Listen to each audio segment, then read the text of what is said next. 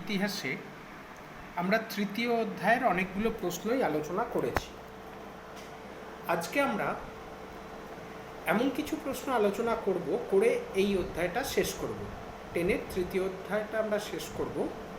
তার জন্য আমরা কয়েকটা প্রশ্ন বেছে নিয়েছি যেগুলো সাজেশনের মধ্যে বা আমরা যে প্রশ্নের লিস্ট দিয়েছিলাম তার মধ্যে ছিল না।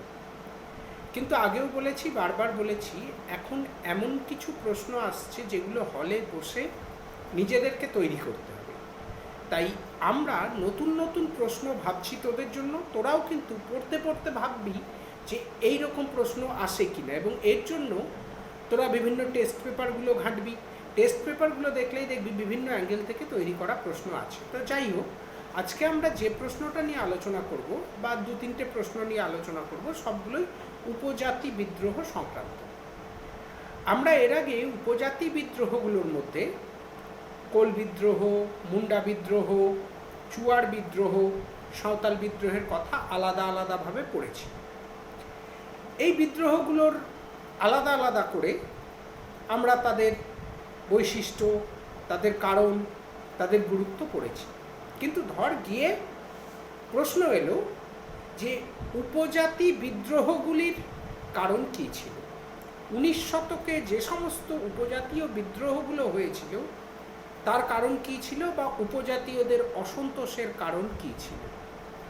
তাহলে এর উত্তর আমরা যদি করে না যাই, আমাদের কোথা থেকে উত্তরটা তৈরি করতে হবে? না, আমরা যে অন্যান্য উপজাতি বিদ্রোহগুলো পড়েছি তার কারণগুলো থেকেই কিন্তু আমরা এর কারণ, এর বৈশিষ্ট্য, এর গুরুত্বগুলো আলোচনা করব। সাধারণভাবে দিয়ে দিল সমস্ত উপজাতীয় বিদ্রোহগুলোর বা উপজাতিদের অসন্তোষের কারণ কী ছিল, অথবা দিল উপজাতীয় বিদ্রোহগুলোর বৈশিষ্ট্য কী তুমি মনে করো, কী কী বৈশিষ্ট্য ছিল বর্ণনা করো, অথবা দিল তার প্রভাব বা গুরুত্ব কী ছিল। আবার এমনও দিতে পারে 19 শতকের উপজাতীয় বিদ্রোহগুলি সবগুলি ব্যর্থ হয়ে গিয়েছিল ঠিক কী কারণে।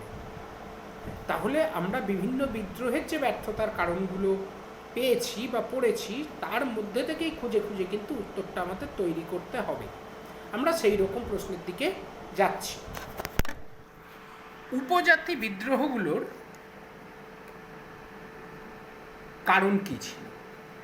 এর কারণ বলতে গেলে আমরা প্রথমেই যেটা বলবো সেটা হচ্ছে ইংরেজদের ভূমি রাজস্ব ব্যবস্থা। ইংরেজরা ভারতে আসার পর, ইস্ট ইন্ডিয়া কোম্পানি মূলত, তারা দেওয়ানি লাভ করার পর এখানে ভূমি রাজস্বের ক্ষেত্রে নতুন নতুন ব্যবস্থা চালু করল। ইজারাদারি ব্যবস্থা, পাঁচশালা ব্যবস্থা, 10 শালা ব্যবস্থা, চিরস্থায়ী বন্দোবস্ত প্রভৃতি বিভিন্ন ব্যবস্থা করল। এতে বিভিন্ন জমি ইজারাদারদের ইজারা দেওয়া হতো। এখন উপজাতিরা তারা পাহাড়ের প্রান্তদেশ বা ছোটনাগপুর অঞ্চল, সেই অঞ্চলে বাস করত। সেখানে তারা নিজেদের মতো থাকতো, বাইরের সমাজের সঙ্গে তাদের কোনো যোগাযোগ ছিল না। কিন্তু ব্রিটিশ সরকার সেই তাদের জমিগুলো ইজারাদারদের ইজারা দিয়ে দিল। সেই ইজারাদাররা এইসব উপজাতিদের ওপরে ভূমি রাজস্ব চালু করলো। এতদিন ভূমি রাজস্ব দিতে হতো না, এখন তাদের এই যে ভূমি রাজস্ব চাপানো হলো তাদের উপরে, তাদের কিন্তু অত্যন্ত ক্ষোভ বাড়ল এই কারণে। তাহলে উপজাতি বিদ্রোহের প্রথম কারণ হচ্ছে ইংরেজদের ভূমি রাজস্ব ব্যবস্থা। দ্বিতীয় কারণ অরণ্য আইন। ব্রিটিশ সরকার দেখল যে ভারত অরণ্য সম্পদে পরিপূর্ণ, বনজ সম্পদ প্রচুর আছে। এই সম্পদকে ব্যবহার করার জন্য ব্রিটিশ সরকার 2টি অরণ্য আইন চালু করেছিল। এই অরণ্য আইনগুলোর মূল উদ্দেশ্য ছিল এই অরণ্যে যাতে উপজাতি বা অরণ্যচারী মানুষরা এই অরণ্যকে কোনোভাবে ব্যবহার করতে না পারে, বনজ সম্পদ ব্যবহার করতে না পারে। আর দ্বিতীয় উদ্দেশ্যটা হলো ইংরেজরা যাতে সমস্ত অরণ্য সম্পদটাকে নিজেদের অধিকারে আনতে পারে, এই জন্য 2টো অরণ্য আইন চালু করল। এই অরণ্য আইনগুলো চালু করার ফলে তাদের যে জীবন জীবিকা ছিল সেগুলো বিপন্ন হয়ে পড়ল। তাই উপজাতিরা এই অরণ্য আইনের বিরুদ্ধেও কিন্তু বিক্ষোভে ফেটে পড়েছিল। তাদের বিদ্রোহের দ্বিতীয় কারণ হলো অরণ্য আইন। তৃতীয় কারণ, তাদের যে অঞ্চলে এই উপজাতিরা বাস করত সেইখানে বহিরাগত ব্যবসায়ীরা এসেছিল, যেটা তাদের ভাষায় ছিল দিকু। এই বহিরাগত ব্যবসায়ীরা এসে সাঁওতালদের অজ্ঞতা বা অশিক্ষার সুযোগ নিয়ে, শুধু সাঁওতাল না, উপজাতিদের অশিক্ষার সুযোগ নিয়ে তাদের নানাভাবে ঠকাতে শুরু করল। তাদের কাছ থেকে যখন জিনিস কিনত তখন কম দাম দিয়ে বেশি জিনিস কিনত, আর যখন বিক্রি করত তখন কম ওজন দিত তাদের। ফলে কি হতো, তাদের খুব সমস্যা হতো। এইভাবে তাদের বিভিন্ন দিক থেকে ঠকানো ব্যবসায়ীদের, খারাপ জিনিস ভালো জিনিস বলে গুছিয়ে দেওয়া, তাদেরকে জিনিস কেনার সময় ওজনে কারচুপি করা, এই যে বহিরাগত ব্যবসায়ীদের অত্যাচার বা দুর্নীতি, এগুলো তাদের ক্ষোভের একটা বড় কারণ ছিল। তাহলে প্রথম কারণ ভূমি রাজস্ব ব্যবস্থা, দ্বিতীয় কারণ অরণ্য আইন, তৃতীয় কারণ দিকু বা বহিরাগত ব্যবসায়ীদের অত্যাচার। চতুর্থ কারণ মহাজনদের শোষণ। এই যে তাদের ওপর রাজস্বের বোঝা চাপানো হলো, তাদের তো মুদ্রার মাধ্যমে সেই রাজস্ব দিতে হতো।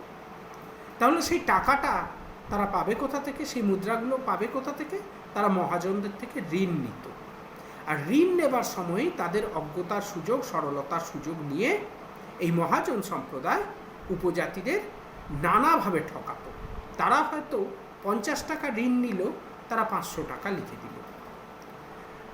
তারা হয়তো লিখল যে, তাদেরকে বলা হলো সুদ 2.5 টাকা, সুদ লিখে দিল 25 টাকা। এইভাবে নানাভাবে তাদেরকে শোষণ করত মহাজনরা ঋণ দেবার সময়।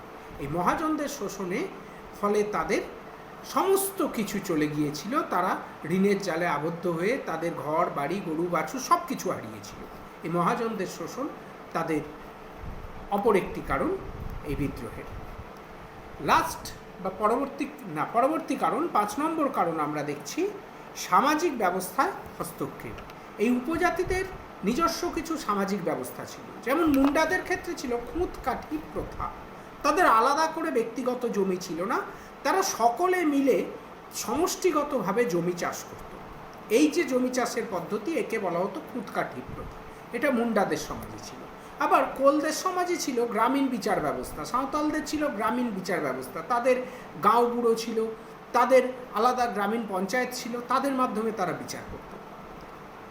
ইংরেজরা এসে তাদের এই সমস্ত প্রথাগুলো, অর্থাৎ গ্রামীণ বিচার পদ্ধতি বা খুঁতকাঠি প্রথা, এই প্রথাগুলো উচ্ছেদ করাতে তাদের অত্যন্ত সম্মানে আঘাত করল। ফলে এই সামাজিক ব্যবস্থায় হস্তক্ষেপ তাদের এই বিদ্রোহের একটি অন্যতম কারণ। 6 নম্বর কারণ ধর্মের আঘাত। সেই সময় এই দিকু বা মহাজনদের সঙ্গে সঙ্গে প্রচুর পরিমাণে খ্রিস্টান মিশনারি সেই সব অঞ্চলে চলে যায় এবং তাদেরকে ভুল বুঝিয়ে নানাভাবে প্রলোভন দেখিয়ে তাদেরকে সাঁওতাল থেকে খ্রিস্টান করার কাজ শুরু করে। এইভাবে তাদের ধর্মের ওপর বিরাট আঘাত আসে। এই ধর্মের আঘাত তারা কিছুতেই মেনে নিতে পারেনি। তাদের বিদ্রোহের এটাও একটা অন্যতম কারণ। আর হচ্ছে নারীদের মর্যাদাহানি।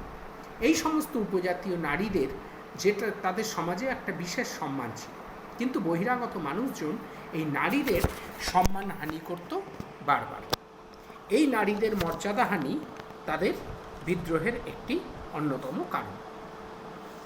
এবার আমরা দেখব, যদি প্রশ্ন আসে উপজাতীয় বিদ্রোহগুলোর প্রধান বৈশিষ্ট্য কী ছিল।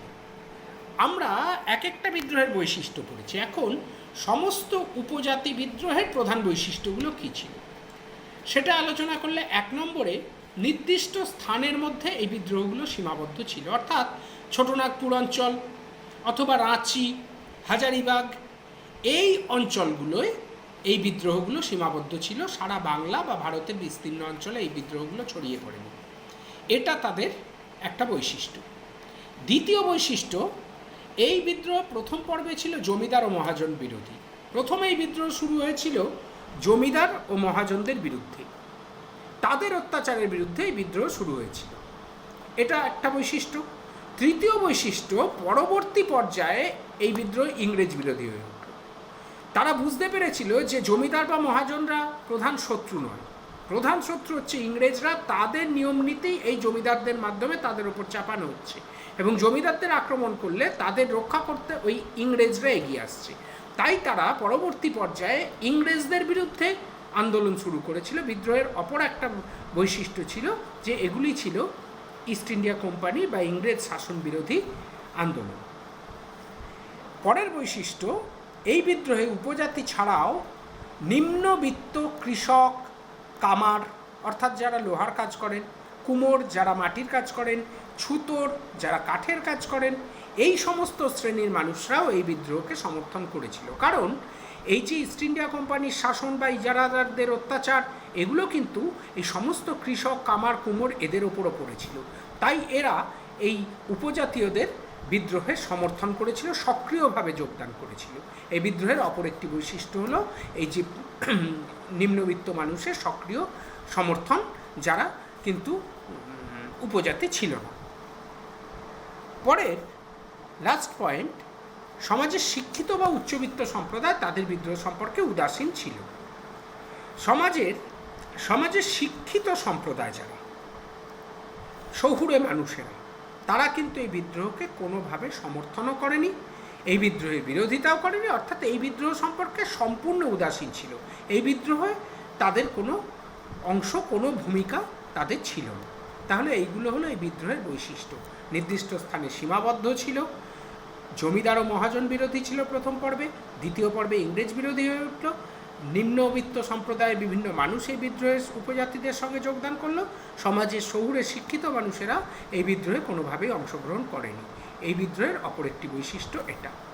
এবার দেখব আমরা পরবর্তী উপজাতি বিদ্রোহের ব্যর্থতার কারণ কী ছিল, কেন এই সমস্ত উপজাতি বিদ্রোহগুলো ব্যর্থ হয়ে গিয়েছিল। আমরা কোল বিদ্রোহ, সাঁওতাল বিদ্রোহ, মুন্ডা বিদ্রোহ, এই সমস্ত বিদ্রোহের ব্যর্থতার কারণগুলোর মধ্যে থেকেই কিন্তু এই বিদ্রোহগুলোর ব্যর্থতার কারণগুলো খুঁজে বার করেছি। প্রথম কারণ, তাদের কোনো নির্দিষ্ট পরিকল্পনা ছিল না। ব্যর্থতার কারণ করতে গেলে প্রথম কারণ, তাদের নির্দিষ্ট কোনো পরিকল্পনা ছিল না। একটা বিদ্রোহ করতে গেলে, একটা যুদ্ধ করতে গেলে তার কিন্তু নির্দিষ্ট পরিকল্পনা লাগে। আমরা কোন দিক থেকে আক্রমণ করব, কখন আক্রমণ করব, কে কিভাবে আক্রমণ করব, সেই সমস্ত কোনো পরিকল্পনা তাদের ছিল না। ফলে ইংরেজদের মতো শক্তির বিরুদ্ধে পরিকল্পনাহীন এই বিদ্রোহ সফল হয়নি।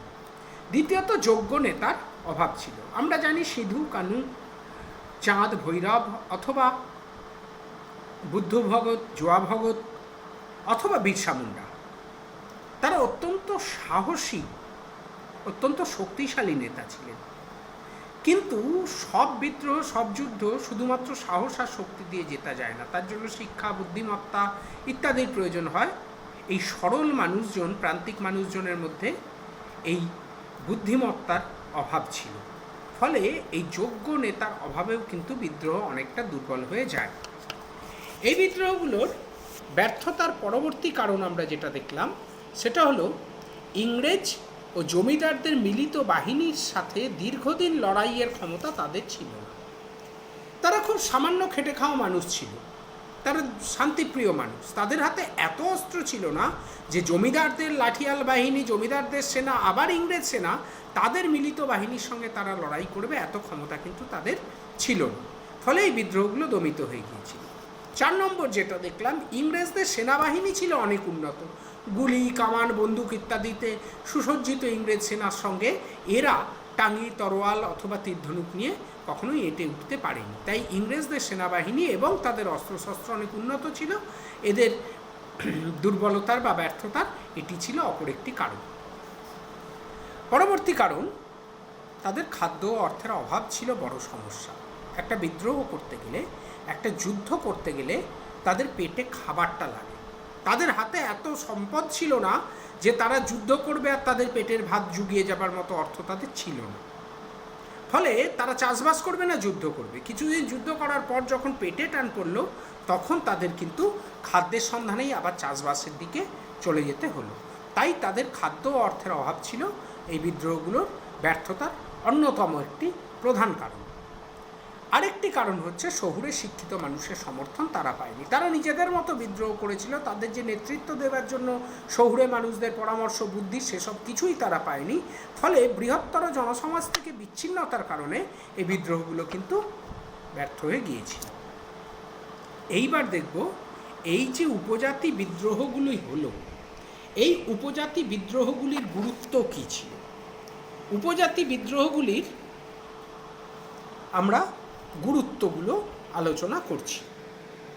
উপজাতি বিদ্রোহের গুরুত্ব হলো, 1 নম্বর, উপজাতিদের রক্ষার জন্য ব্রিটিশ সরকার আলাদা অঞ্চল নির্দিষ্ট করে দেয়।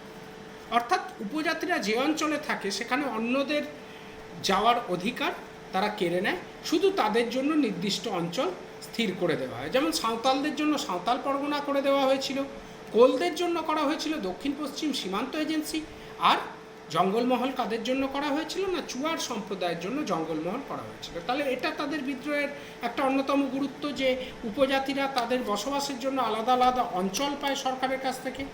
2 নম্বর, সেই অঞ্চলে পৃথক করের ব্যবস্থা হয়। অন্যান্য জমিতে যেভাবে কর তারা বসিয়েছিল সেই পরিমাণ কর কিন্তু তাদের অঞ্চলে বসানো হয়নি, তাদের জন্য একটু করের ভার কমানো হয়েছিল অনেকটাই, ফলে তাদের জন্য পৃথক করের ব্যবস্থা হয়েছিল। এটাও ব্যর্থতার একটা অন্যতম ফলাফল বা গুরুত্ব। তৃতীয়ত, বিদ্রোহের একটা অন্যতম ফলাফল বা গুরুত্ব, তৃতীয়ত, বাঙালি ব্যবসায়ী এবং উত্তর ভারত থেকে আসা মহাজন এই দিকু সম্প্রদায়ের সেখানে প্রবেশ নিষিদ্ধ করা হলো। অর্থাৎ এই বাঙালি ব্যবসায়ী যারা তাদের নানাভাবে ঠকাতো এবং মহাজনরা, উত্তর ভারত থেকে আসা মহাজনরা যারা তাদের ঋণের জালে আবদ্ধ করে সর্বস্ব গ্রাস করে নিত, তাদের কিন্তু সেখানে আসা বন্ধ করে দেওয়া হলো। অর্থাৎ এই অত্যাচার থেকে তারা বাঁচল এই বিদ্রোহের মাধ্যমে। 4 নম্বর, তাদের স্থানীয় প্রথা, খুঁতকাঠি প্রথা, তাদের গ্রামীণ বিচার ব্যবস্থা, সেগুলো কিন্তু আবার তাদের ফিরিয়ে দেওয়া হলো। তবে এই যে খ্রিস্টান মিশনারিরা, তাদের কিন্তু ধর্মপ্রচারে বন্ধ করা হয়নি, তারা অবাধে সেখানে ধর্মপ্রচার করতে লাগবেন। আর 5 নম্বর, তাদের এই আন্দোলনের এটা সবচেয়ে বড় গুরুত্ব, যে তাদের এই আন্দোলন ভারতবাসীকে পরবর্তী মুক্তি সংগ্রামের পথ দেখিয়েছিল। সেই সাহসটা তারা পেয়েছিল যে কিভাবে ইংরেজদের বিরুদ্ধে লড়াই করে ইংরেজকেও ভয় পাইয়ে দেওয়া যায়। তাদের প্রেরণা নিয়েই কিন্তু পরবর্তীকালে 2-1 বছরের মধ্যেই মহাবিদ্রোহ হয়েছিল, ভারতের সারা প্রান্তের মানুষ জেগে উঠেছিল। তো আমরা তাহলে আজকে যে প্রশ্নটা আলোচনা করলাম, এই প্রশ্নগুলো নিজেদেরকে তৈরি করতে হবে।